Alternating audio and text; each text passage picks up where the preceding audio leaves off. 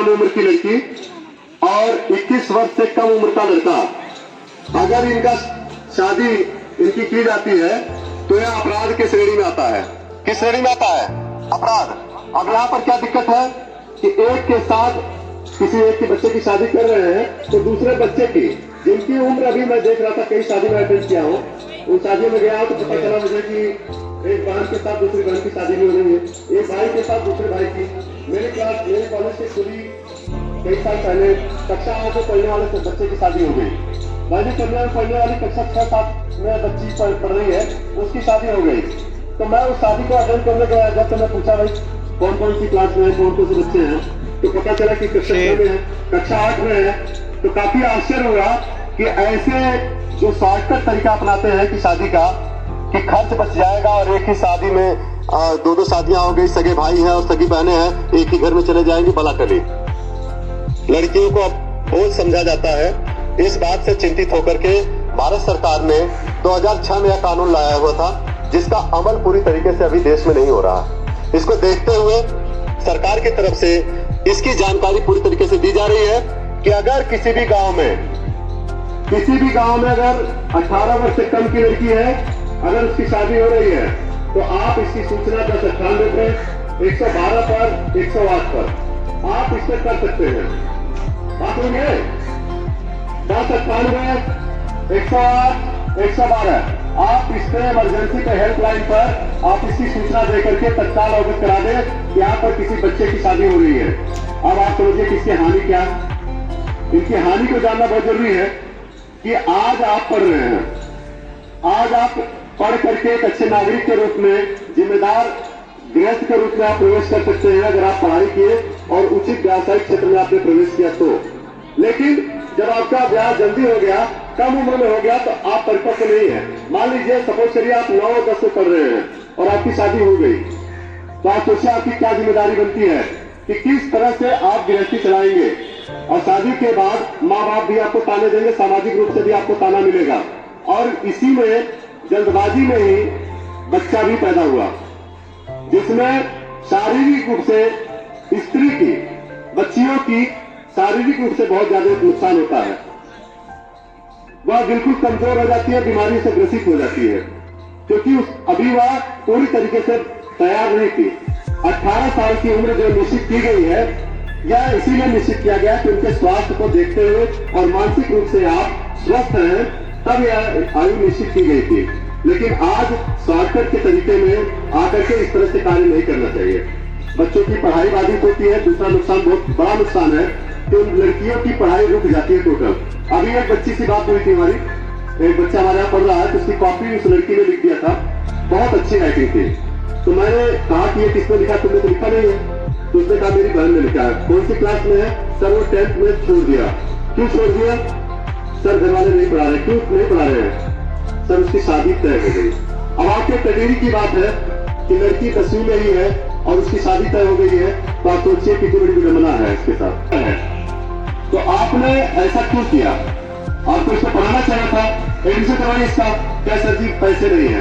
मैं कहा पैसे की बात आती है तो मैं पैसे नहीं भरता हूँ, फीस में जमा कर दूंगा, इसकी पढ़ाइए, इसकी राइटिंग बहुत गजब की है और ये पढ़ने में ठीक है। तो उन्होंने कहा सर जी आज आप फीस दे देंगे कल। मैंने कहा कल की बात छोड़ दीजिए, पहले इसका एडमिशन कराइए, 10वीं में प्राइवेट चल रहा है, जितनी फीस आएगी मैं कर लूंगा और मैं बात कर लेता हूँ वहां पर, आप जाके एडमिशन करवाइए वहां पर। आलसपन में और शादी तय होने में उस एक लड़की की जो प्रतिभा थी वह दबाई गई। किसके द्वारा? अभिभावकों के द्वारा। अब वो जिस घर में जाएगी वहां के लोग नहीं पढ़ाएंगे, उसे चूल्हा चौखट में ही उसको परेशान कर देंगे। वह ताड़नाओं में परेशान रहेगी। उसको अभी सलीके नहीं आए हैं सभी को। जब अब आप एक बात का ध्यान रखिएगा, आपकी बहनें हैं, अब आप भी कुछ बात करिएगा इस बात के लिए और आप भी तैयार रहिएगा। उन बहनों से अपेक्षा रहेगी, आप अपने आप को देखिए कितना खरा उतरते हैं किसी कार्य में। उन बहनों से अपेक्षा रहेगी कि मेरी भाभी है, देवर है या नंद है, तो वो कहेंगे मेरी भाभी है, मेरे लिए क्या करती है। सासू जी है, वो कहेंगे मेरी बहू आई है, मेरे लिए क्या करेगी। ससुर है, उनके लिए भी। जेठ है, जेठानी है, उनके लिए भी। और जिसके साथ शादी हुई है पतिदेव, जिनको कहते हैं पतिदेव, वो भी अपेक्षा करेंगे कि मेरी सेवा कूट कूट के बढ़िया से करे। अब आप सोचिए कि एक वो बच्ची जो अभी 14-15 साल की है, जिसको पता ही नहीं है गृहस्थी का, वह जाकर के खाना भी पकाएगी, सबकी फरमाइश भी पूरे करेगी, सबके कपड़े धुलेगी, प्रेस करेगी, वह शारीरिक रूप से मजबूत रहेगी क्या? रहेगी? नहीं रहेगी। क्योंकि इतना दायित्व आप निभा सकते हैं क्या? नहीं निभा सकते हैं। तो जब नहीं निभा सकते हैं तो ऐसी बच्ची से अपेक्षा कैसे कर सकते हैं? अब एक बात की जो सबसे बड़ी भूमिका यहाँ पर रही है, कन्या भ्रूण हत्या की बात आई थी। कन्या भ्रूण हत्या की बात सबसे बड़ी जो आई है यहाँ पर ना, बालिकाओं का जो रेशियो कम हुआ, अनुपात कम हुआ, लिंगानुपात 850 के आसपास है। ऐसा क्यों हुआ बागपत जनपद में या आसपास के क्षेत्रों में? इसीलिए कम हुआ कि यहाँ शादियों में इतना खर्च होता है, बहुत ज्यादा खर्च होने लगा। और जब ज्यादा खर्च होगा तो जाहिर सी बात है, लोग सोचेंगे कि हमारे घर में लड़की ना आए। तो सरकार ने इस पर भी कदम उठाया और बहुत सारी योजनाएं चलाई। कन्या सुमंगला चलाया, कन्या और सुकन्या योजना चलाया। बहुत सारी पढ़ाई के लिए उनकी फ्री कर दिया है, फ्री इंटरेस्ट पर उनको लोन दिया जा रहा है, एजुकेशन में उनको प्रायोरिटी दी जा रही है। सब जगह जब बातें की जा रही है उन महिलाओं को, उन बालिकाओं को, तो पढ़ने से रोकने का अधिकार किसने दिया? या अपने अभिभावकों से बात जरूर करनी चाहिए कि मेरी बहन है, या भी अपने पैरों पर खड़ी होगी। जब वह नौकरी करने लायक हो गई, जब नौकरी कर लिया और उसकी शादी होती है, जब वह घर में जाएगी तो और खुशियां इकट्ठा करके लाएगी। जब वह नौकरी करके आएगी 40-50 हजार रुपए से महीने जब आएंगे तो सबके लिए वह जो फरमाइशें हैं वह पूरी करने में सक्षम हो पाएगी, शारीरिक रूप से मजबूत रहेगी।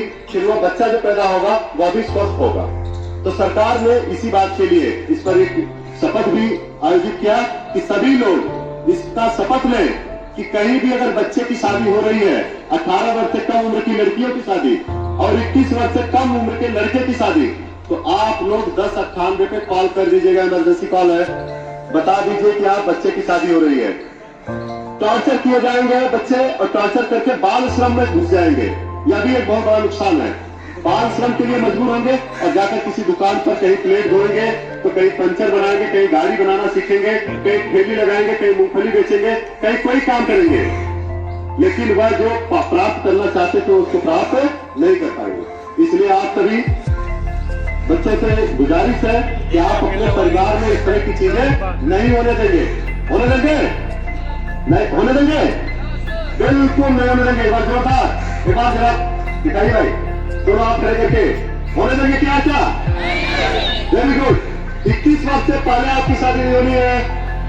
अगर गार्जियन करने के लिए कहते हैं कि 21 वर्ष से पहले आपकी शादी होनी है तो आप मना कर दीजिए। दोनों हाथ खड़े करके, दोनों हाथ, बहुत बुरे, शाबाश। और अगर आपकी बहनों की शादी 18 वर्ष से कम उम्र की उम्र में हो तो आप उन्हें भी रोकने का काम करेंगे। सहमत है? हाथ खड़े करें। सहमत है तो हाथ खड़े करें। Very good. और सभी छात्र अपने स्थान पर खड़े होंगे और यहाँ पर एक शपथ होगा।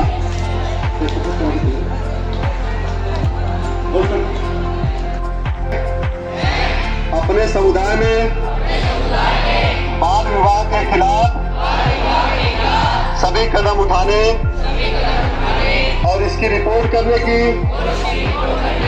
प्रतिज्ञा करता हूँ, ताकि यह सुनिश्चित किया जा सके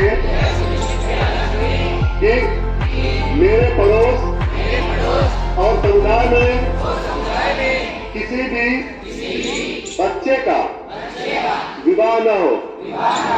मैं बच्चों की शिक्षा और बाल श्रम और बाल यौन शोषण सहित किसी भी प्रकार के शोषण और दुर्व्यवहार से सुरक्षा के लिए भी अपनी आवाज उठाऊंगा। जय हिंद, जय भारत। होने के बाद